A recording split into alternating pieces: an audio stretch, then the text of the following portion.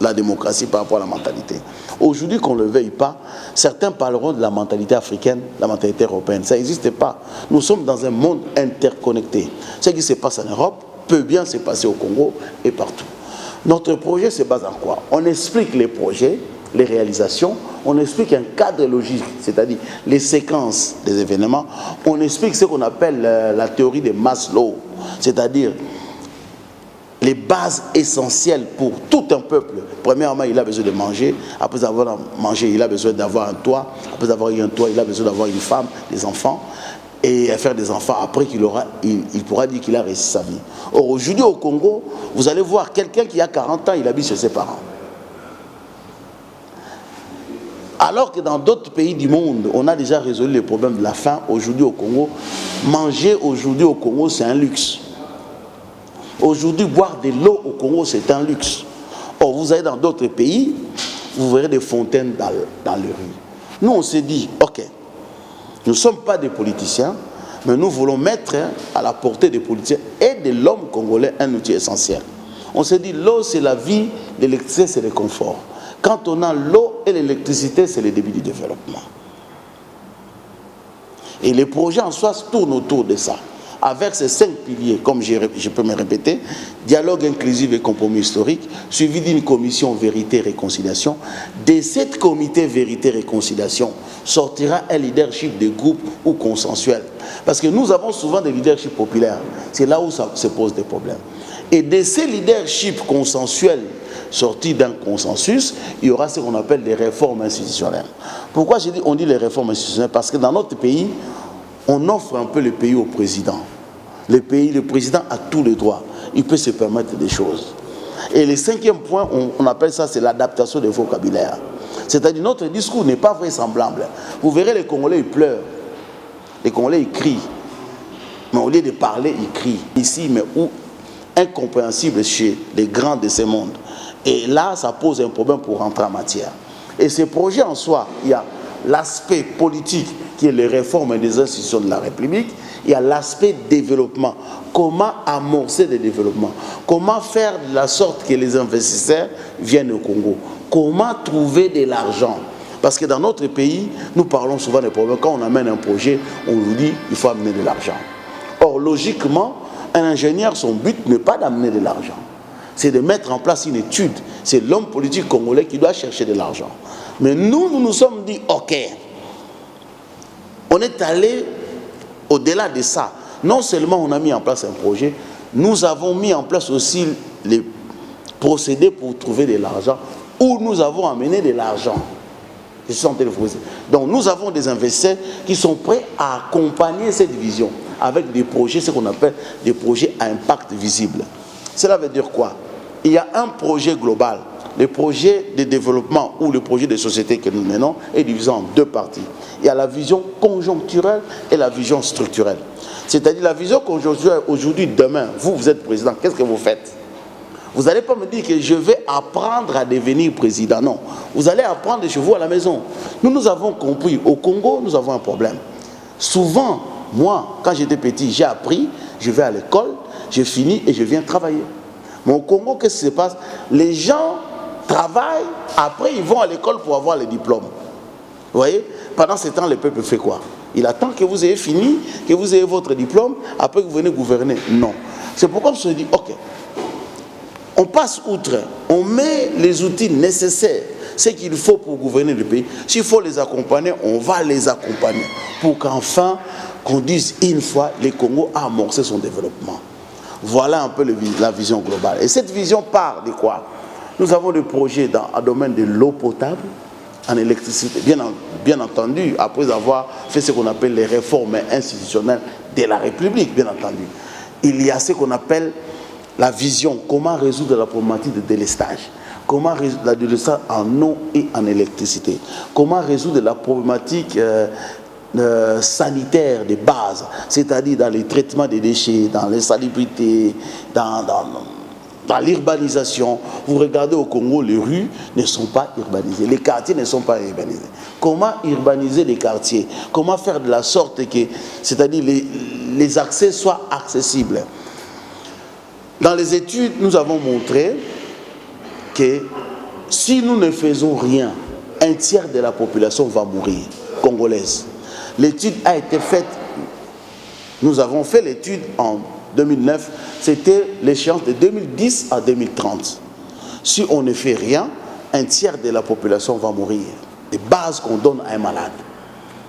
Et vous ne me tiendrez pas rigueur en disant, nous tous qui sommes au Congo aujourd'hui, nous sommes sales. Parce que l'homme congolais, pour être propre aujourd'hui, il faut consommer minimum 80 litres d'eau par jour. Minimum. Minimum. Et puis la moyenne normale pour un Congolais, c'est le double, c'est 160 à 180 litres d'eau par jour. Je ne sais pas parmi vous ou moi qui peut consommer 80 litres d'eau aujourd'hui au Congo. Tantôt, les mamans se lavent demi-terrain et qu'on sort. Nous vous disons, on n'amène pas seulement une vision politique, on amène aussi une vision économique et de développement pour le pays. On ne veut pas, nous, être des acteurs politiques. Moi, ça me concerne, ça ne m'intéresse pas.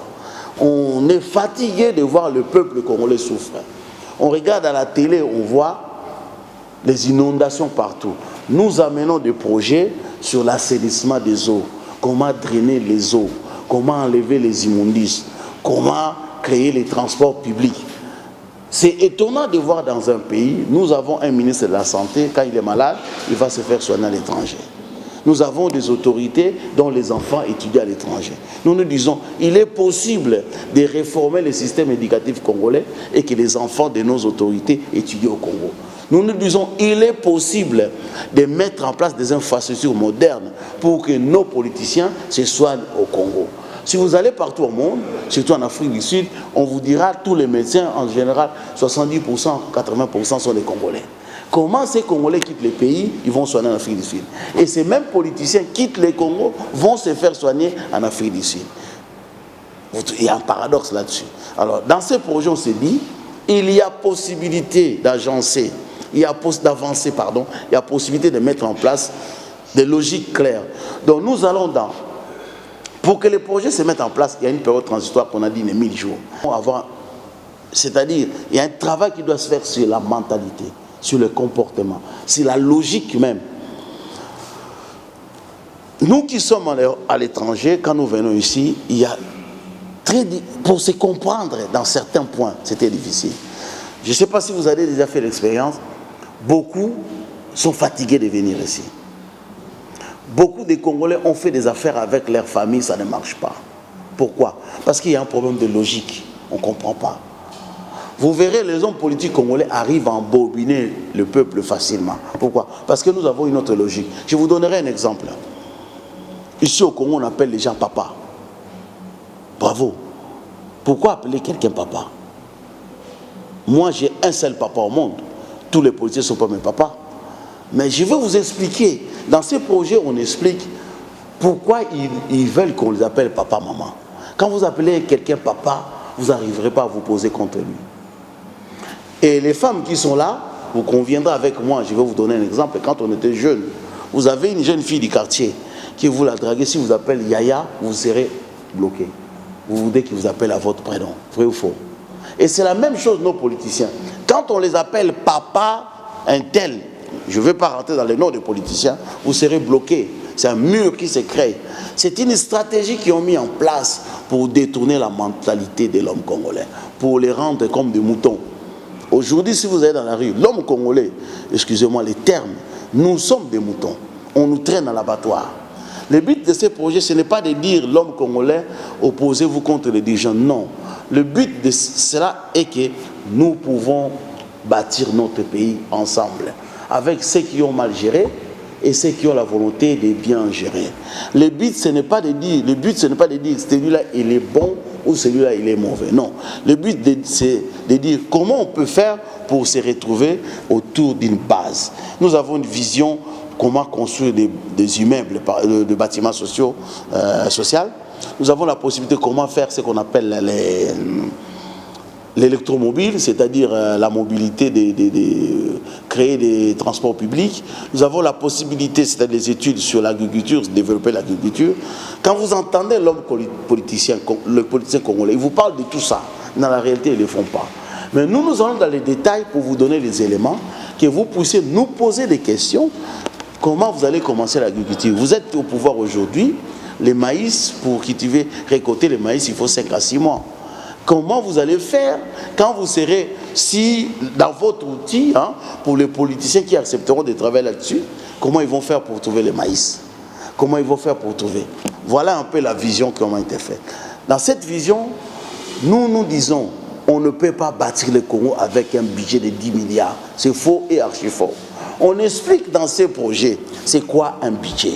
Et j'explique souvent, le budget c'est comme un papa qui travaille à l'ONATRA. On lui paye 500 $. Ce qui se fait chez nous au Congo. Et que le papa dit à la maman, je gagne que 300 $. Les 200 $, il va voir sa maîtresse. Donc la maman à la maison, elle fera le budget de la maison avec 300 $. Alors que le papa gagne 500.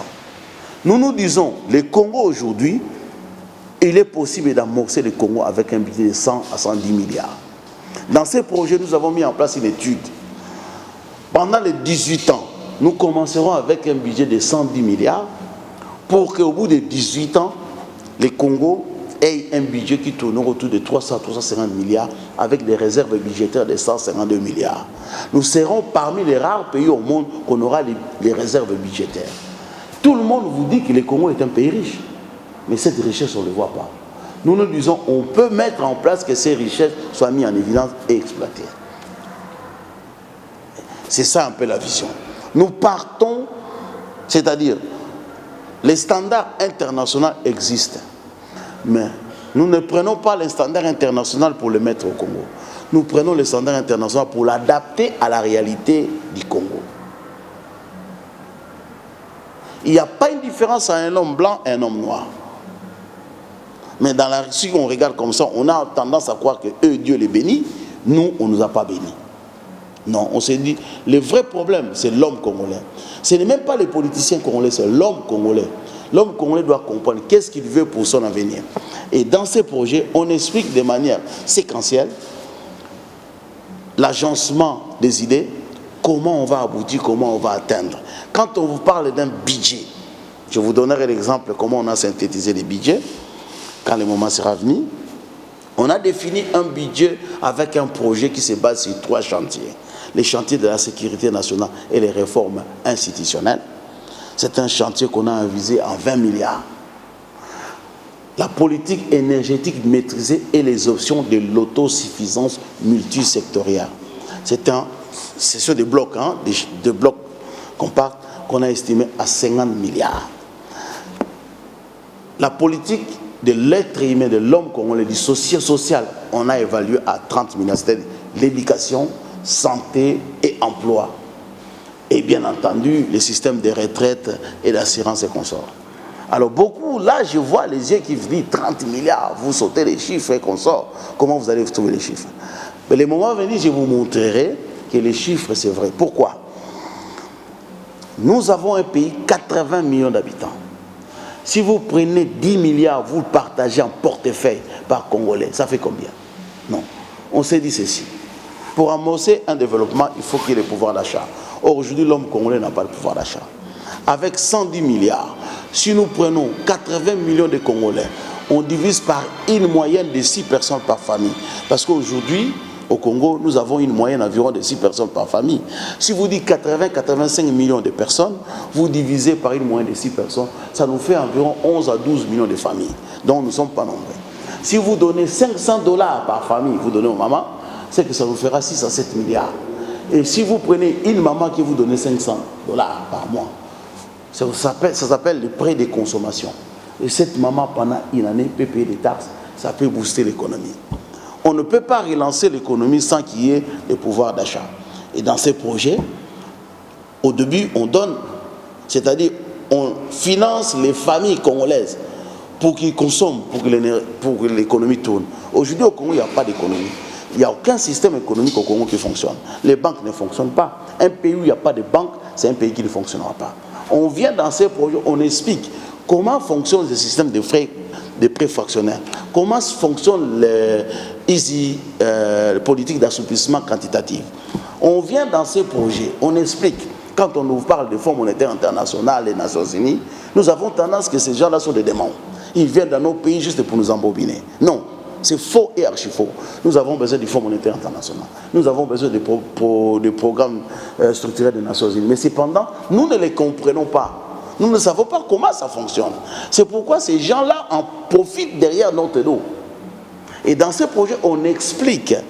Quand on vous dit un terme commercial ou banque de finances, on explique les tenants et les aboutissants. Vous voyez?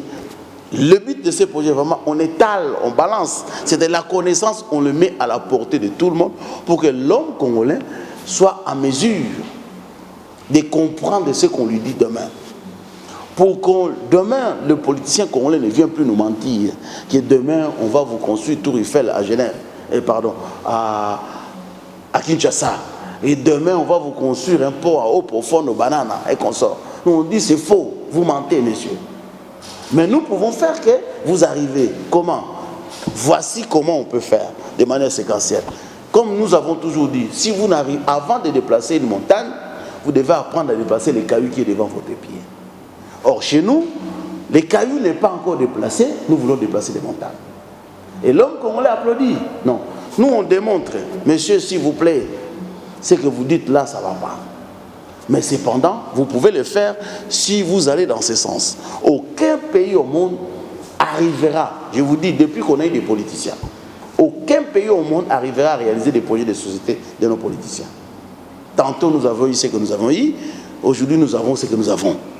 Mais dans la réalité, si vous mettez ça sur papier, personne n'a réalisé et personne ne pourra les réaliser. Vous ne pouvez pas acheter 8 avions avec 10 milliards de dollars. Le budget, c'est impossible. Vous ne pouvez pas construire le pont à Banana, au port en eau profonde à Banana, construire le pont qui va traverser Congo-Brazza, construire les chemins de fer qui va aller au Congo-Brazza jusqu'en Afrique du Sud, éclairer la ville de Kinshasa, faire les bateaux. C'est impossible. Vous voyez, nous sommes dans un pays, quand il y a un projet, les politiciens nous demandent les financements. C'est honteux. Quand la France met en place ces projets de développement, il prend les financements où? Et dans ces projets, on explique où trouver les financements, comment on crée la monnaie, comment on fabrique l'argent pour financer les projets. Voilà plus ou moins de manière synthétique la vision globale du projet de Arc en tête que nous disons. Ce projet va au-delà des partis politiques. C'est le projet que nous voulons mettre à la disposition de l'homme congolais. C'est-à-dire que ça soit, les Congolais doivent s'en approprier, que ça soit son projet. Quand on lui dit budget, il sait ce que cela signifie. Quand on lui dit projet de développement, il sait ce que cela signifie. Alors qu'aujourd'hui, si vous allez... Voilà, je ne sais pas si vous avez des questions à me poser. Je pense que j'ai été en long, en large. Allez-y. Vous écrivez aujourd'hui, on vous appelle au téléphone. Hein? Je ne sais pas si vous en avez vu. Nous voulons mettre en place un système, c'est-à-dire vous écrivez, on vous répond. Vous téléphonez, on vous téléphone. Vous voyez? C'est ça qu'on appelle la politique d'archivage. L'eau, c'est la vie, l'électricité, c'est le confort. Cependant, il y a 3 principaux chantiers. Les chantiers de la sécurité nationale et les réformes institutionnelles, la politique énergétique maîtrisée et les options de l'autosuffisance multisectorielle, c'est-à-dire construction des infrastructures, les routes, l'agriculture et consorts. Et 3e chantier, on a dit les chantiers de la personne humaine. J'ai rentré dans les détails avant de revenir. Vous savez, l'être humain est divisé en 3 groupes de 6 ou 7 ans. Vous comprendrez, les enfants, nous commençons l'école primaire à 6 ou 7 ans. Selon la méthode Freud qui dit l'être humain est divisé en 3 parties. C'est-à-dire, quand un homme dépasse 21 ans, il est mal élevé, c'est fini. On a raté son éducation. Et l'homme congolais aujourd'hui, l'éducation de l'homme congolais est ratée. Pourquoi? Si vous regardez, les enfants que nous voyons aujourd'hui, qu'on appelle les enfants Kulona, ça vient d'où? C'est l'époque de Mobutu. Les conséquences de l'époque du pouvoir qui vient de passer, on ne l'a pas encore vu, ça viendra. Ça va commencer à 2020. Et les conséquences des pouvoirs qu'on a aujourd'hui, on en aura après 20-21 ans. Parce qu'on bâtit une nation chaque 20-21 ans. C'est pourquoi il faut, c'est-à-dire la politique, les chantiers de l'être humain, l'éducation, les sociales, la santé. Quand on n'a pas bien mangé, on ne peut pas amorcer, on ne peut pas bien réfléchir. Quand on n'est pas en sécurité, on ne peut pas envisager des projets à long terme. Donc, l'eau, le but, on a dit l'eau c'est la vie, l'exercice, c'est le confort, c'est quoi? Parce que, si vous regardez dans la réalité du Congo, c'est impossible que l'homme congolais manque de l'eau. Et moi, je me suis lancé un défi avec mes professeurs, avant que je meure. Il faut que je fasse un petit quartier où il y aura des fontaines. Et là, je pourrais mourir tranquille. On nous parle que le Congo a des minéraux, le Congo a des réserves. Les plus grandes réserves en eau potable. Mais les gens manquent de l'eau potable. C'est pourquoi on s'est dit, l'eau, c'est la base pour amorcer l'industrie. L'électricité, c'est pour amorcer l'industrie. C'est quoi? Sans l'électricité, vous ne pouvez pas faire fonctionner les machines. Là, c'est l'aspect développement. Mais l'aspect politique, il faut qu'il y ait des réformes institutionnelles. Parce que les institutions de la République démocratique posent un problème dans le fonctionnement. Nous proposons, au lieu des systèmes bicaméral, nous proposons un système qu'on appelle tricaméral. C'est-à-dire créer une institution qu'on appelle les grands conseils. Désormais, le président de la République n'aura plus le pouvoir discrétionnel simple. Il aura le pouvoir discrétionnel concédé ou conféré. C'est-à-dire qu'on peut le lui retirer par les grands conseils. Les grands conseils, c'est quoi? C'est les chefs coutumiers. Aujourd'hui, au Congo, nous avons les chefs coutumiers, nous ne savons pas ce qu'ils font. Les chefs coutumiers vendent les terres. Les gouvernements de la République vendent les terres. L'argent va où? Vous voyez? Donc, je ne sais pas si j'ai répondu à vos questions, madame, à moins qu'il y ait un élément qui... Non. Nous devons les inviter et leur poser un cahier de charges. On dit, nous voulons ceci et cela. Partout, vous voyez des Chinois qui viennent et vous disent, ils vont vous construire eux-mêmes, vous ne savez pas comment. Le but de ça, c'est qu'il y aura une période transitoire de 3 ans. Alors, je précise, ce n'est pas la transition. Il y a une différence entre la transition et la période transitoire. La transition, on parle des personnes qui vont transiter. Une période transitoire, c'est la période. C'est comme si on parle du pont et des personnes qui vont passer de l'autre côté. Vous voyez? Nous, la période transitoire, c'est le pont. C'était une période où, c'est-à-dire l'homme congolais doit être accompagné. Sans cela, rien. Il y a beaucoup d'outils internationaux que nous ne maîtrisons pas. Il faut accepter qu'on nous accompagne. Et pendant cette période, il y aura des administrateurs internationaux. Attends, je ne dis pas les blancs, je dis les administrateurs internationaux. C'est des gens qui ont la maîtrise, qui ont l'expertise, qui est différent d'avoir des diplômes. On peut avoir le diplôme sans avoir l'expertise.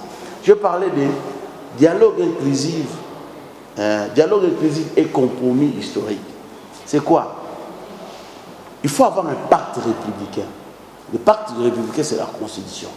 Mais vous savez, comme moi, la Constitution du Congo est interprétée par tout le monde, l'interprète de sa manière.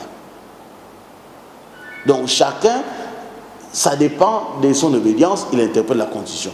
Mais si vous allez dans d'autres cieux, tout le monde interprète la Constitution de la même façon. Donc c'est ce pacte républicain qui va nous lier. Je vous donnerai un exemple encore. Nous avions eu M. Kabila, je m'excuse, je rentre en politique maintenant, alors qu'on devait parler de développement. Il y a eu élection. Il devait avoir élection le 19 décembre 2016. Hein? Mais nous avons élection en 2000. Voilà. Nous avons... Ces 2 ans-là tuent la Constitution. Vous voyez? Parce que vous avez fait à X, pourquoi vous ne pouvez pas faire à Y? Ça pose problème. Vous voyez? C'est pourquoi nous avons dit dialogue inclusif, parce que on ne peut pas bâtir une nation tout seul. Moi, je suis gangster, vous vous obéissez, ça ne marche pas. Il faut créer la concorde. La concorde se crée en palabre. Il faut discuter avec les gens. Les accords et les désaccords. Héraclite d'Éphèse disait, là où il y a une cacophonie de bruit, finit par sortir un son agréable. Vous savez, la musique qu'on entend, logiquement c'est du bruit, mais parce que c'est agencé. Nous disons que tous nos politiciens, ils ont de quoi apporter ou de quoi on peut améliorer.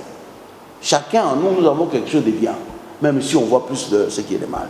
On s'est dit, il faut que ces gens-là se trouvent autour d'une table. Nous, on est prêt à mettre à leur portée l'outil approprié. Quand je vous dis l'outil approprié, je ne sais pas quelle est la référence. Vous voyez? Et c'est à cela qu'on va aboutir. Mais on a ajouté compromis historique. Pourquoi? Parce qu'on s'est dit, quand on parle de dialogue, souvent on parle du passé. Vous m'avez fait du mal, eh ben, c'est pourquoi j'ai la jambe cassée. Mais par contre, compromis historique, c'est des engagements qu'on prend pour demain. Cela veut dire on a passé l'étape de parler des erreurs du passé.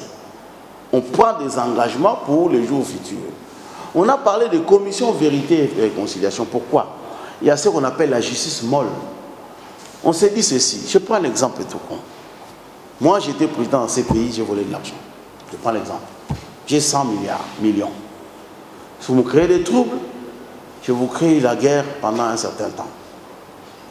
On trouve intérêt d'entendre, on s'est dit, bon, je donne 50 millions, la moitié, et puis je reste dans ces pays, on investit les pays. Qu'est-ce qu'on fait? C'est ça les questions qu'on se pose.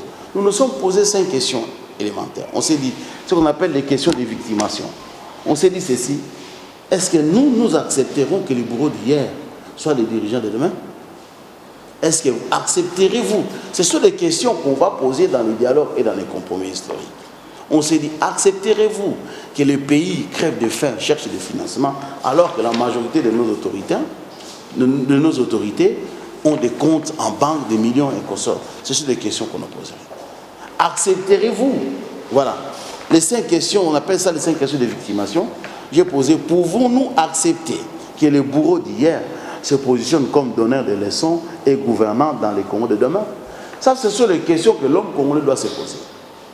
Parce que si on ne se pose pas ces questions, demain, ça va nous revenir. Deuxième question, pouvons-nous faire abstraction des tristes événements en cours dans la partie orientale du pays et ailleurs?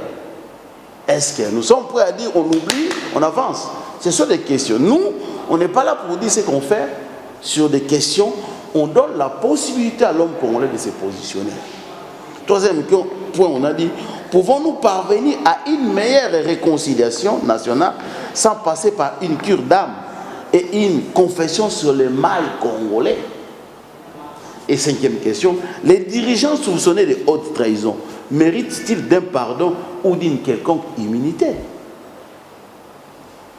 Et la dernière, pouvons-nous accepter que la richesse amassée frauduleusement par nos dirigeants continue à les servir alors que le pays a besoin de financement et que la misère de la population a atteint le terme de son paroxysme? Ça, ce sont des questions. Mais ces questions vont se poser autour d'une table, autour d'un palabre. Mais nous avons proposé par rapport à ça, pour les encourager, ce qu'on appelle la justice molle. C'est-à-dire, il y a la justice molle, ce n'est pas la justice de condamnation. La justice qui pousse quelqu'un à s'améliorer. Posez-vous la question. Quelqu'un qui dit, écoutez, moi j'ai fait du mal. Je suis prêt à me mettre pour me mettre au service de la nation. Je prends cette partie, je prends la totalité de l'argent que j'ai volé, je retourne. Est-ce que cette personne-là, vous allez les juger de la même façon que celui qui a tout caché au fond? Parce qu'on dit aussi, certaines personnes que nous traitons au juge de démons, mais il y a des plus à pas attrapés, c'est pourquoi ils sont sortis comme des bâtards. Voilà un peu la vision en soi. Pourquoi nous proposons ça? Parce que nous disons, les Congo a besoin de tous ses enfants, de gauche, de droite, de haut et d'en bas. Mais seulement il faut définir un cadre pour que nous puissions agencer ou développer le pays tous ensemble. Personne ne pourra développer le pays en soi. Aujourd'hui, nous avons des dirigeants qui sont venus au pouvoir pauvres, mais qui sont plus riches qu'à la République. Ce sont des questions qui doivent se poser. Si vous nous créez aussi des problèmes, il en deuil tout d'un pays. Oui, il ne pourra pas tuer le pays, il pourra tuer tout le monde, mais il y aura des gens qui vont mourir. Alors on se pose la question. Si nous sommes 100, lui il a en mesure de tuer 20 personnes, qu'on reste 80 et après on les tue.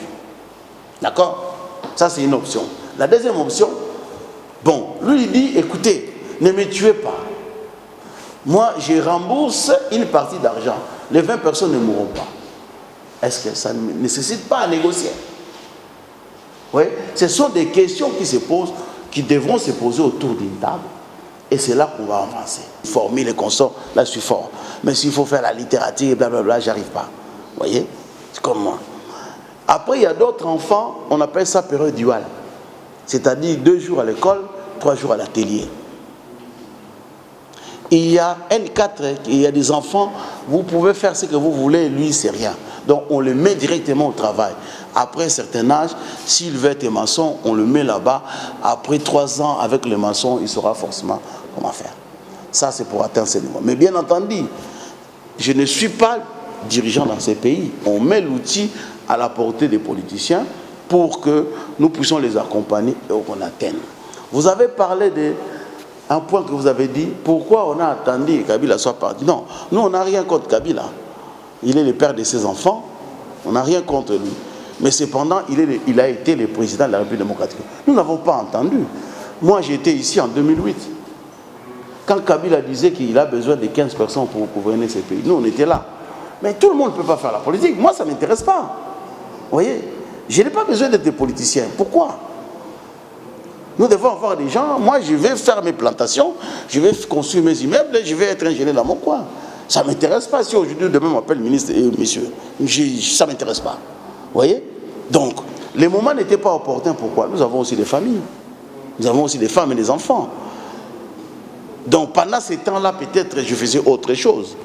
Hein? Je vous ai dit, c'est une étude de 30 ans. 30 ans. Alors, pourquoi vous ne me dites pas aussi à l'époque de Mobutu? Hein? Parce qu'avant Kabila, il y avait Mobutu, il y avait Laurent Désiré Kabila. J'étais venu ici depuis 1997, à l'époque de Laurent Désiré Kabila. Mais les moments n'étaient pas vus, parce que les études, c'est très poussé. On est allé plus loin. Donc aujourd'hui, nous estimons que le moment est opportun. Il y a des avancées sur certains points. Il y a des points qui encouragent, il faut les reconnaître, que peut-être à l'époque, on n'en trouvait pas. Il y avait des divergences d'idées et de visions. La majorité des gens aussi, il faut comprendre aussi ces points, l'homme congolais est fatigué de vivre à l'étranger. Vous voyez, hein? Si vous regardez, ça fait environ 30 ou 40 ans que la majorité des Congolais partaient à l'étranger. En général, nous quittons ici à l'âge de 20-25 ans. Ce qui fait qu'après 40 ans, vous avez 60-65 ans. Donc vous préparez votre retraite. Donc aujourd'hui, vous verrez beaucoup de Congolais ont soif, veulent venir s'installer au Congo. Moi-même, j'ai 50 ans d'âge. Je vais rester en Europe jusqu'à quand? Il faut que je rentre dans mon... Je vais revenir ici et à 70 ans. Après, je vais chercher des amis. Les amis à 70 ans, c'est difficile d'en avoir. Donc, on a trouvé que c'est le bon moment. Ça coïncide avec la réalité que nous vivons là-bas. En plus, aujourd'hui, l'Europe, c'est la pauvreté partout. Hein. Il faut le reconnaître. On s'est dit, il y a des opportunités dans notre pays. Donc, certains ont été dans les études, certains avaient le travail. Il faut s'assurer aussi, hein, quand on vient ici, il faut assurer un peu les arrières. Si ça tourne mal, hein, il faut chitassima. Donc, c'est tous ces éléments-là qui ont fait qu'aujourd'hui, on trouve que c'est la fenêtre qui s'est ouverte. Et puis, il y a aussi, parce que comprenez, celui qui est le président aujourd'hui, je m'excuse le terme, mais c'est un copain. On a grandi ensemble. Pas ensemble comme ça, hein, mais c'est une génération, hein, comme on le dit. Donc, il y a des visions, même s'il y a des divergences, mais il y a quand même des points qui peuvent faire que, bon, on ne s'entend pas, mais on peut se parler. Alors qu'à l'époque, c'était différent. Quand ils étaient au pouvoir, nous avions quel âge? Mon âge enlevait 18 ans. J'avais quel âge? Vous voyez? Donc, les points de convergence, il n'y avait pas beaucoup. Aujourd'hui, il y a certains points qui nous encouragent. Sachez-le. La diaspora veut revenir au pays. Ils ont besoin que nos autorités ouvrent les portes. Et puis, il y a des compétences, vous ne pouvez pas imaginer. C'est une main, nous perdons des têtes dans les pays étrangers. Donc, le moment est venu, nous estimons qu'on peut apporter notre contribution. Ce n'est pas contre X ou contre Y, mais c'est contre plutôt les mal congolais que nous voulons affronter. Et il y a une question qui m'a échappé. Pas vraiment, mais je voulais rajouter une dernière question. Quelles sont les démarches que vous avez déjà amorcées avec le ministère du Plan, qui est d'ailleurs le ministère des tutelles pour ce genre de projet? Les images? Le ministère du Plan. Les démarches. Ah, les démarches, voilà. Parce que... Alors, logiquement, sur ce point, je vous dis, excusez-moi, hein, sur ce point, c'est un peu délicat. Nous entreprenons des démarches, nous essayons de voir qui il faut. Vous savez que dans notre pays, c'est quand même des autorités. Hein. Il faut un peu... Hein, c'est un terrain très glissant. Nous nous disons, nous n'avons pas de tendance, nous essayons de voir les personnes qui pourront faire aboutir les choses. Sans pour autant rentrer dans les détails, parce que quand on veut bien faire, il faut faire très attention. Vous savez, hein, quand les gens sont habitués dans une certaine pratique, pour leur changer, il faut aller doucement. Hein, on ne veut pas faire comme certains. Vous savez, je vous donnerai l'exemple de Thomas Sankara. Il est mort, pourquoi? Il était trop brusque. Hein? Lumumba, il est mort, il était trop brusque. Mais il disait quand même la vérité. Et nous, nous disons, c'est pas qu'on va les cirer, mais on va aller doucement, les faire comprendre qu'ils sont gagnants comme nous. Nous sommes tous gagnants en aboutissant. Donc, les démarches sont faites. Nous essayons d'approcher les autorités reconnues de ces pays. On avance. Mais on avance bien. Au début, il y a certaines tracasseries. Pourquoi? Parce qu'il faut comprendre que la logique européenne, ce n'est pas la logique africaine. Nous, en Europe, les présidents, je lui dis, monsieur le président, ici, il faut dire son excellence, blablabla, blablabla. Alors, ce n'est pas facile de rentrer cela. Nous, on dit, madame la présidente, bonjour, bonjour. Ici, il faut faire comme ça. Voyez. Alors, pour rentrer dans cette logique-là, ce n'est pas facile. Ça nécessite un peu de temps, de voir à gauche, à droite. On vient, on essaye, ça ne marche pas aujourd'hui, on espère que ça marchera demain. J'étais clair sur ce point? Merci beaucoup. Une autre question? Sens patriotique. On aime notre pays. Nous ne sommes pas insensibles au malheur du peuple congolais. Même si nous habitons à l'étranger, on s'est dit, c'est une partie de nous qui est là. Nous voulons montrer qu'autrefois, il y a eu certaines diasporas qui ont fait des bêtises. On s'est dit, il y a d'autres diasporas qui réfléchissent différemment, qui peuvent apporter la contribution pour ces pays. On peut être utile. Voilà, c'est dans ce sens-là je peux dire. Ce que vous avez dit, c'est déjà entendu. Quelle est la particularité de votre projet? Non, moi je vous dirais, c'est jamais entendu. Parce que je peux vous dire, vous n'avez jamais entendu parler d'un projet de société ici qui vous parle d'un cadre logique. Vous en avez entendu parler? Non. Je vous parlais de l'agencement, saucissonner le projet. Ce qu'on nous a dit, c'était du pipeau. Au début, je n'ai pas vu un projet de société. Les projets de société, ça se défend dans les universités, en face des journalistes, en face des ingénieurs, en face des hommes de sciences. Quel est le politicien congolais qui a défendu son projet de société en face des hommes de sciences? Il n'y en a pas. Donc, ce n'est pas des projets de société. Je ne critique pas. Il y a encore du chemin à faire. Voyez, aujourd'hui, il faut donner la possibilité au peuple de saucissonner les projets. Les projets ne doivent pas être costauds, grands. Il ne faut pas faire des projets de 5 ans. Il faut faire un projet de 1 jour, de 2 jours, de 3 jours, d'une semaine, de 4 jours, de 5 jours, d'1 mois. C'est comme ça qu'on va pouvoir évaluer les projets. Mais les projets de nos politiciens, c'est 10 ans. Dans 10 ans, je vais vous construire. 10 ans, c'est beaucoup. Voyez, vous aurez le temps de vous réveiller, il a déjà essayé d'enraciner en politique et vous ne pourrez pas les déraciner. Mais si vous faites des projets de 2 jours, 3 jours, vous saurez c'est là où il nous amène. Le but de ça, de montrer comment le peuple peut évaluer un projet, savoir ce qu'on dit est vrai ou ce n'est pas vrai. Mais ça, ce n'est jamais, ce n'est pas déjà vu. Vous avez présenté ce projet pour le développement durable de l'horizon 2030, avec la vision et les orientations. C'est-à-dire, moi je dis toujours, vaut mieux 99 ans de réflexion pour avoir une année de réalisation. Chez nous, c'est souvent les restes. Non, il faut construire le travail. Cette vision, c'est une vision élargie. On bâtit une nation chaque 20-25 ans. Ce que nous faisons aujourd'hui aura des conséquences 20 ans après. Cette vision, c'est une vision à long terme. Il y a une vision à court, à moyen et à long terme. Je vous ai parlé de projets structurels et projets conjoncturels. Il y a une vision structurelle, c'est-à-dire à long terme, une vision conjoncturelle. Aujourd'hui, demain, vous êtes président, qu'est-ce que vous ferez? Aujourd'hui, vous allez dans les boulevards, il y a des sauts de moutons et des bouchons partout. Il faut trouver une solution. Nous avons une vision conjoncturelle. C'est-à-dire, face à la conjoncture, on trouve une solution. Aujourd'hui, moi, je peux vous dire, le Congo n'a pas de problème de mobilité, de circulation. Vous serez étonnés. Les bouchons qu'il y a, c'est parce que les gens n'ont pas compris. On peut créer des sens uniques de tous les côtés et il n'y aura plus de bouchons. Vous voyez, on peut créer dans les giratoires, on inverse la circulation, on met la priorité à droite dans les giratoires, les bouchons seraient finis. C'est le problème de structuration, de l'organisation. Nous avons un problème de ça. Mais au fond, l'homme congolais est intelligent, mais il manque quelque chose d'être boosté. C'est pourquoi nous menons la vision qu'on a vue, les choses qu'on a vues à l'externe, on essaie de les adapter dans la réalité du Congo. Et on s'est dit que c'est faisable et c'est possible. Voilà. Le Congo existe déjà, vous parlez de la refondation. Oui. C'est-à-dire que le Congo a été fondé. On dit refondé, c'est fondé la deuxième fois. les bases, le Congo est fondé sur des mauvaises bases. Les bases du Congo, il faut éviter, papa. Si je parle en lingala un peu, je mélangeais, hein, je peux mélanger. Vous vous souviendrez, je vais vous dire, la culture congolaise est basée sur les mensonges. Donnez-moi un adage congolais, je vous dirai c'est les mensonges. Qui sait Ngaza n'a pas le pain à Congo? C'est la vérité? Moi, c'est ma tante, c'était comme ma mère. Est-ce que c'est la vérité? C'est des mensonges. Mobutu Aboma Léopard, il y a solo, il y a le Kouta. Nous voulons refonder la République démocratique, c'est-à-dire partir par des nouvelles bases, reconstruire le Congo autrement. Fini des républiques où vous avez des hommes forts à la tête de l'État. Nous voulons avoir de fortes institutions. Donc, autrement, refonder, fonder Ndenge Mosusu, Ndenge Salamate. Jusqu'à, depuis que nous sommes nés, moi, la première fois que j'ai voté, c'était en Europe. Ici au Congo, je n'ai jamais voté. Montrer aux gens que voter c'est utile, leur donner la possibilité de voter. Ne venez pas seulement face à la population quand vous avez besoin de l'air électoral, non. Leur montrer que vous pouvez être au contact. Quand vous êtes président, vous n'êtes pas super homme. Vous êtes un homme qu'on peut vous rencontrer comme ça de là. Vous voyez? Qu'est-ce que la population peut retenir en 3 mots par rapport à ça? C'est que la population peut retenir. Moi, plutôt, je demande à la population de s'investir dans la politique, dans les actions.